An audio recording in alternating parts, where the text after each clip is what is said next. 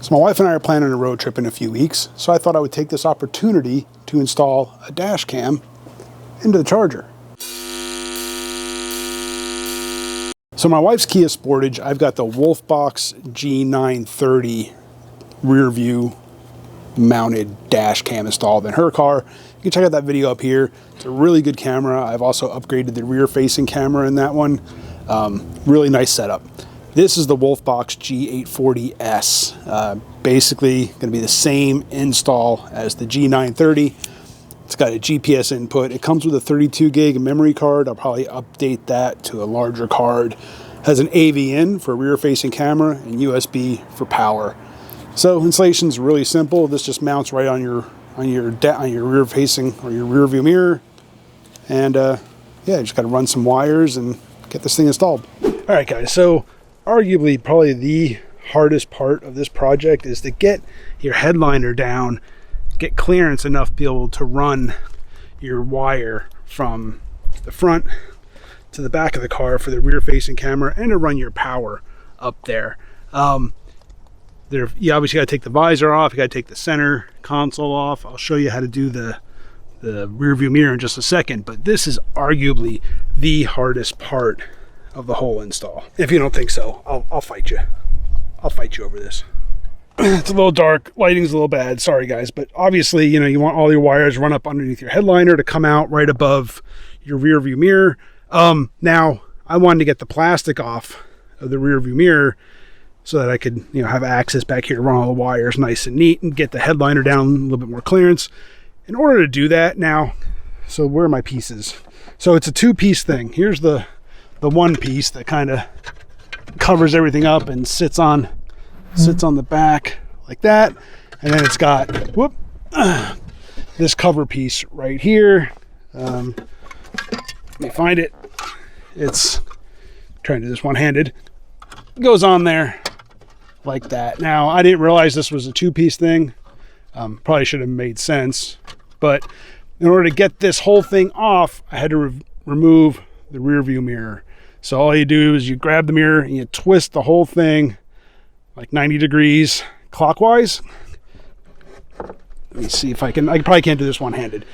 It's on there really tight. There's like a nut, and this thing just kind of like cam fits onto that nut.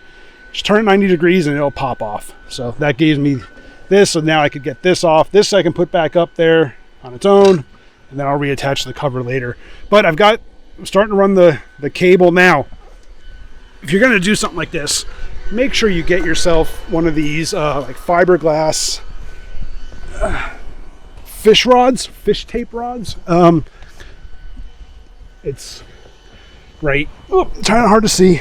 I've got it right here. It's fished up all the way through to the front. I'll be able to tape the wire to that, and then I'll be able to pull it back, and then that'll give me the routing for the wiring for the rear camera, which I'm going to put probably up here. So yeah, get a set of these fiberglass fish rods. They'll make your life easy. Well, easier. It's not easy. It'll be easier. So yeah, let me get back to fishing this wire and pulling it through. All right, I've got the cable running to the rear of the car for the rear facing camera. Then it came to power. Now for power, in my wife's Kia, I bought like the little power tap kit. It's got a little fuse connection, and it taps into the existing fuses in the fuse block or the fuse panel for switched and always on power. That was my plan for this, but I'm not going to do it that way because the fuse panel and the charger is way up in the front, like passenger side front engine bay. So that would mean having to run the wire up and through the firewall and trying to snake it all the way up to the roof here, and yeah, I'm not going to go through all that. So then I decided to see if I could find a way to tap into the power ports or some sort of power behind the dash. Now I have two of these power ports here. This one is switched, and then I have one here in the center console that is constant power. So my plan was to just tap into those and run the wire, but I decided I'm just going to use the switched power like I have plugged in right here. And when I opened it up and I realized there was a USB port here still, that's what kind of like led me to just go ahead and be like, all right, I'm just going to use the switched power. Now, having the constant power would be nice if I was worried about having like the park sensor, where somebody jostled your car, it would kick the camera on and hopefully record anybody messing with your car. But so I'm going to use the switched power there, and then I'm going to run the power up under the dash. I already have it running up underneath here. I've got the whole lower dash kind of torn apart, and then the wire comes out right here. Now I am going to either put some like edge strip material on there, or I'll just wrap this wire to give us some extra protection. But then I'm going to run it up behind the weather stripping. Now, what you have to be careful of when it comes to your airbags, you don't want to run the wire on this side of your airbag. If your airbag ever deploys, having a wire run on this side could possibly cause issues. So I'll run the wire up. I'll make sure I come up behind the airbag, and then I'll run up across the headliner and out right there. I'm starting to get some things put back together. I got the lower dash on here. I don't know how well it's going to show up on camera. It's a little dark in here. Got the lower dash on.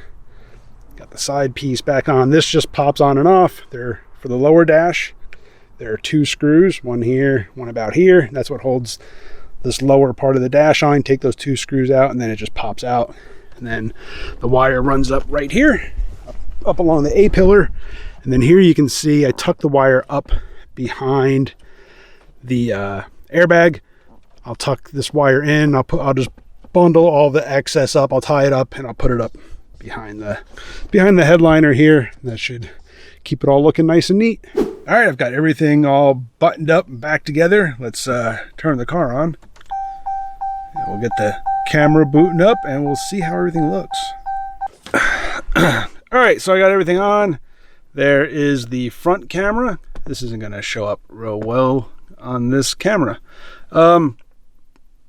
Split screen, and the rear view, of course, is not going to show up because it's too bright in here, and my camera's getting washed out. Great. Oh well. So the rear camera I've got inside the car.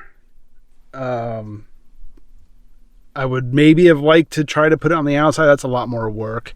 But there you can see the camera right there.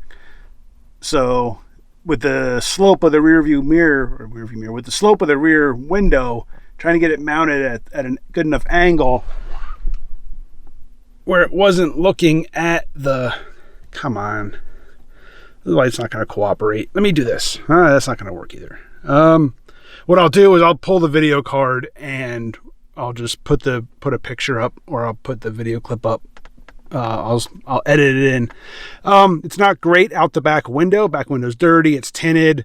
So I'll have to take it on the road and see how it looks. But I mean, it's a rear view mirror. So I got it more for the dash cam. I mean, it's obviously nice to have the rear facing camera, which will be fine. But yeah, this thing, the Wolfbox radios though, they do have, if I stop the recording, it automatically records when you turn on. But you can go into settings. There's all different kinds of things you can set up. Reverse line, which if you have it hooked up to your backup lights, then it'll give you the lines for backing up. But there's all kinds of images settings you can put in here. Clock settings, daylight savings, all that stuff. So it's a really nice setup. I really like the Wolfsburg radios. The radios, dash cams. It's a dash cam. It's not a radio. I have the front set to the 4K setting, and that is a really crisp image. Again, I will pull the memory card out, and I'll edit the footage directly from the dash cam into my video when I'm editing all this, so you'll be able to see it better. But yeah, you can have a split screen where you can have the front and the rear facing camera up at the same time, or you just go full screen, one or the other. So yeah, all done. Yeah, unfortunately it just doesn't record well on this camera, trying to show what's on the Wolfbox, whole different thing. The Wolfbox rear view or dash cams. I can talk today, really. I can. It just doesn't show up well recording it on this camera, unfortunately. So, but yeah, these things, the only other thing I'm going to do is like I did on my wife's dash cam was I put some matte screen protector on it. It helps to kick down some of the glare. For me, it's not bad. I can kind of like focus it out.